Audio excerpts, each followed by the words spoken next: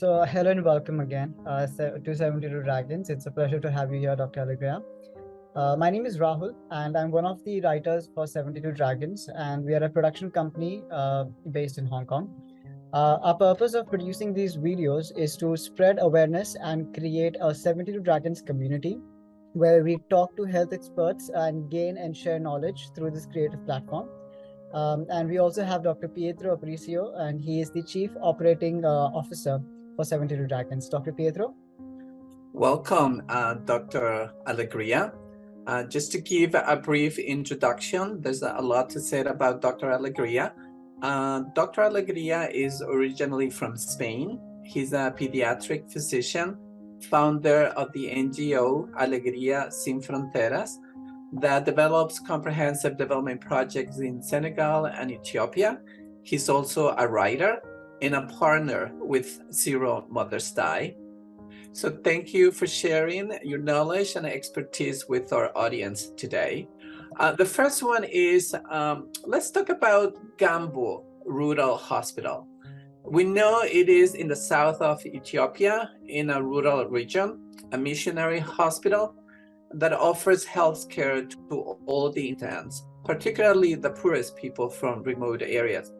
Please share with us about Gambo Hospital, its work, and what they represent to the community.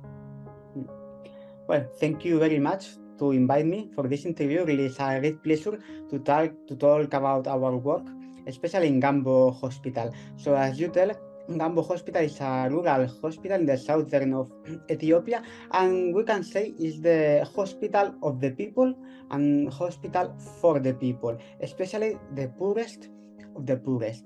So, and what we are doing is a general hospital, but especially we are focused on maternal and child health.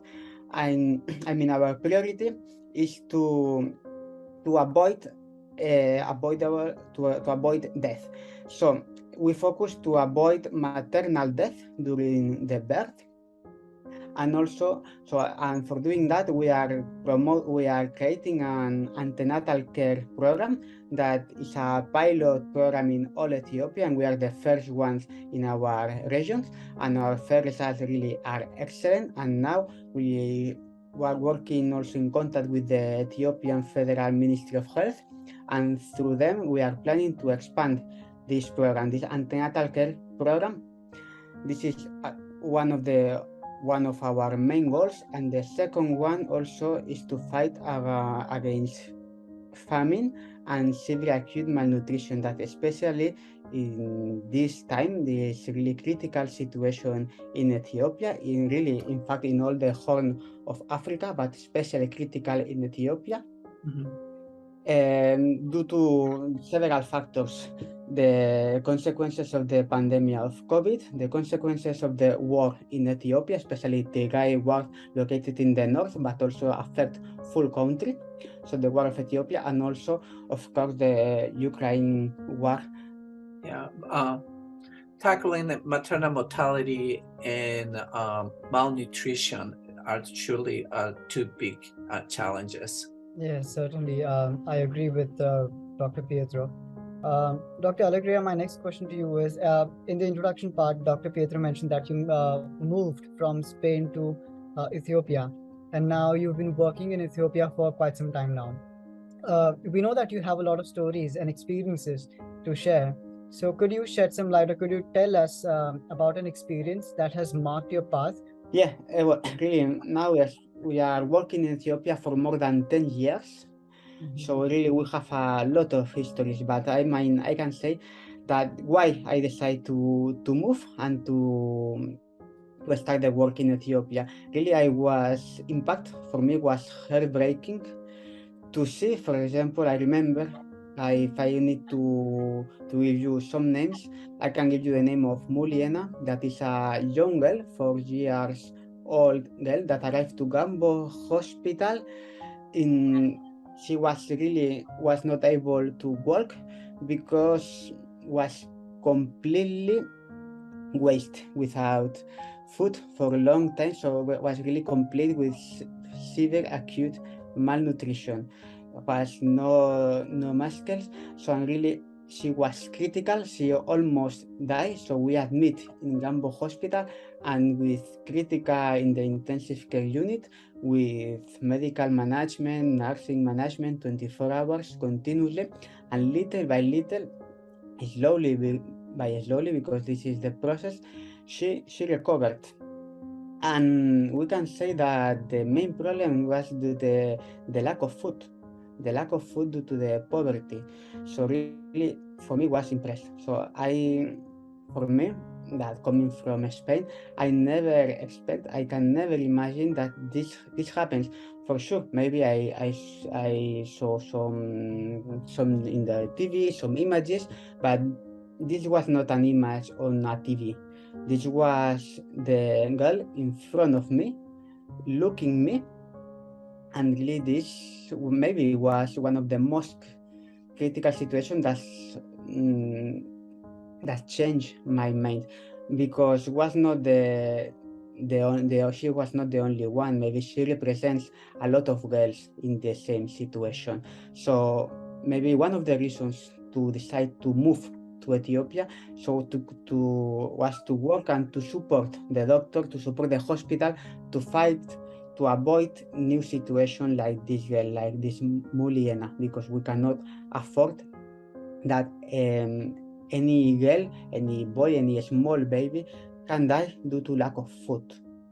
They are indeed two very strong experiences, particularly for a doctor whose training is to cure diseases. Now, connected to your project, you also have a project called Medically BAME, or BAME. The project's mission is to educate and raise awareness surrounding medical conditions in Black, Asian, and ethnic minority (BAME) patients, and help narrow the present health inequality gap. What did you decide to start working on this new project, and what do you try to achieve? Yeah, really, this is also another important project.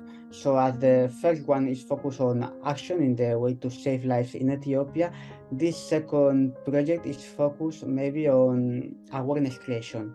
Awareness creation to white people, we can say, because as a medical student, I studied medicine and also after pediatrics in Spain. And when I arrived to Ethiopia, I realized that during all my 6 years studying in Spain, medicine, and after also 4 years more in pediatrics, never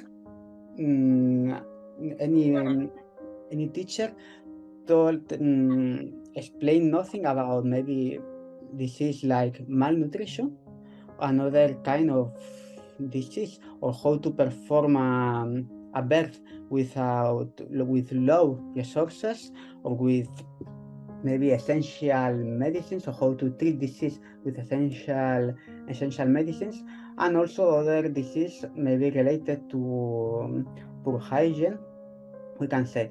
So this, what I want to say is that all the studies in Spain, and we can also say in other European countries and maybe in also developed countries, just is focused on to act as a doctor, maybe in this country with full of resources, and not really, I was not ready to work as a pediatrician, I can say, in a country like Ethiopia.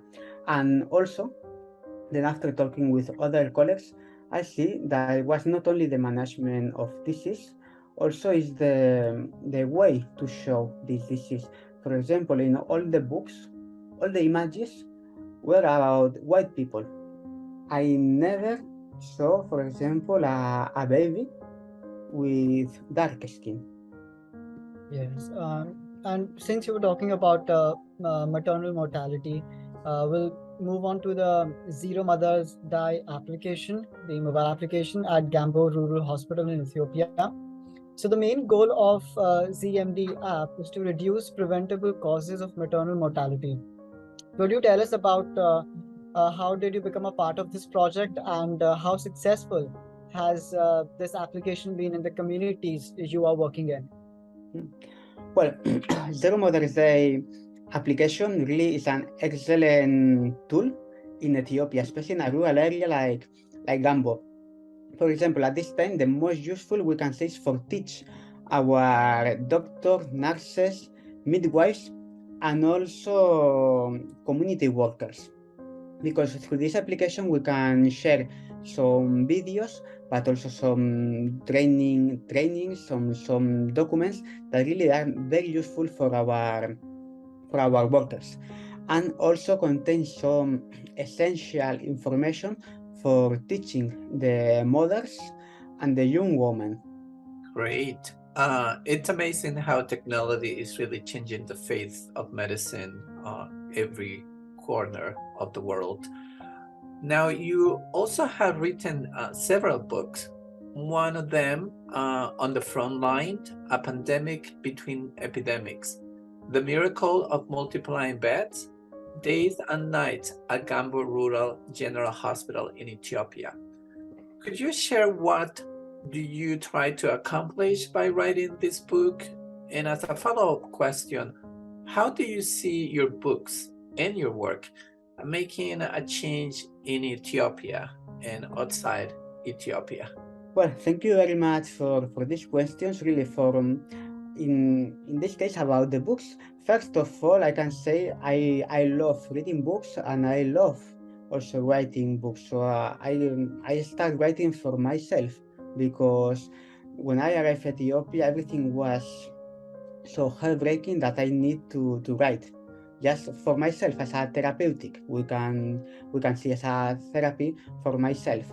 But then after I realized that people start reading my writing documents, then I start to publish a blog, a personal blog on internet. And then after I write my first book.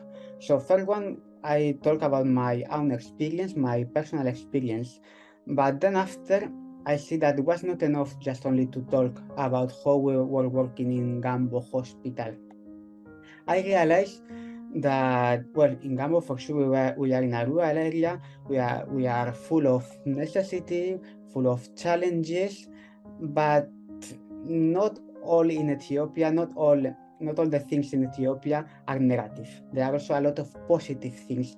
So then I start to focus on positive things, because as I realized that when I was talking with my colleagues, with my partners, especially in Europe, they were thinking that in Ethiopia everything was negative. So because of that, I started writing focus on positive things in Ethiopia. As a positive things, I mean that Ethiopia at these times is opening a lot of universities, hospitals, full of hospitals. They have excellent doctors. So in this case, I am in Ethiopia working for a long time. But that's incredible and refreshing to see how you're bringing up the positives that Ethiopia has to offer for themselves and for also countries around them.